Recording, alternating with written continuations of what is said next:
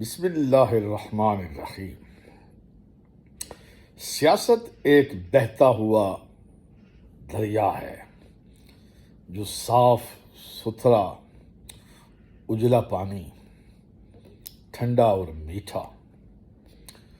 اس بہتے ہوئے دریا سے لوگ وضو بھی کرتے ہیں، پاک صاف و ستھرے بھی ہو جاتے ہیں اور دوسروں کو نفع بھی پہنچاتے ہیں، کھیت کھلیان سیراب کرتے ہیں۔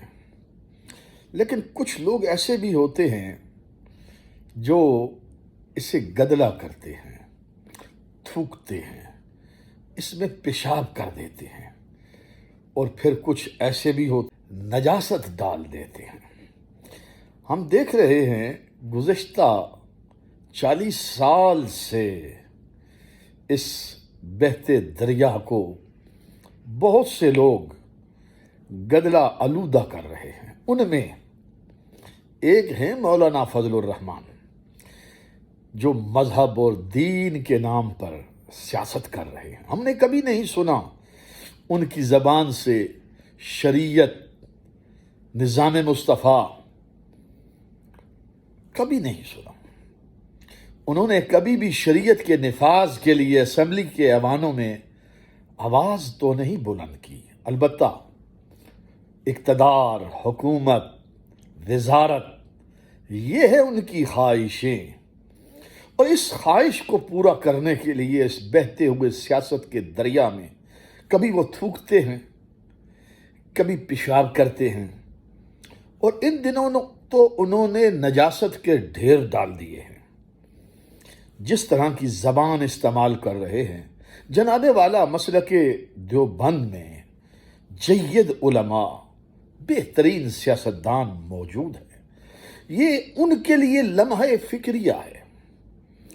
کیا وجہ ہے کہ یہ شخص اقتدار کے لیے، وزارتوں کے لیے مارا مارا پھر رہا ہے اور ہر طرح کی گندی زبان استعمال کرتا ہے؟ ابھی آپ دیکھ لیجئے، حکومت کا ایک چھوٹا سا حصہ ملا وزارت ہاؤسنگ اور وزارت حج، 200 آدمی لے کر یہ حج پر گئے۔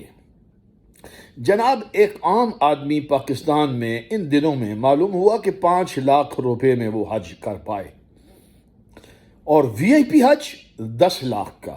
تو اب فضل الرحمان صاحب نے ایک عام طرح سے حج تو نہیں کیا ہوگا، وہ وی آئی پی حج تھا، 5 سٹار ہوٹل سے ہم نے دیکھے۔ تو 200 لوگوں کو لے کر صرف وزیر موصوف اپنے 35 افراد خاص، جن میں ان کے باورچی بھی، گارڈ بھی اور خدمتگار بھی، اور کل ملا کے پیکج جو تھا وہ 200 آدمیوں کا تھا۔ تو جناب 2 ارب روپیہ اس غریب ملک، بقول ان کے کہ جو ڈیفالٹ کر رہا ہے اور آخری سانسوں پر ہے حاکم بدہن، جناب 2 ارب روپے سے ان کے حج ہوئے ہیں۔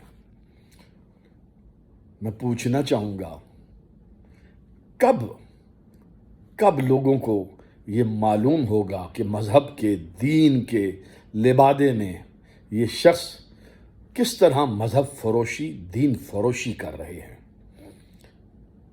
جناب والا، سیاست دین سے جدا نہیں اور دین سیاست سے جدا نہیں، لیکن وہ سیاست جو ایک صاف ستھری بہتے دریا کے پانی کی طرح ہو، سیراب کرے، نفع بخش ہو، لوگوں کو فائدہ پہنچائے، ظلم ختم ہو، عدل ہو، انصاف ہو، ہر ایک کو اس کا حق اس کی دہلیز پر ملے۔ اس وقت بھوک ہے، مہنگائی ہے، غربت ہے، بجلی، پانی، گیس اور طرح طرح کے مسائل، پیٹرول۔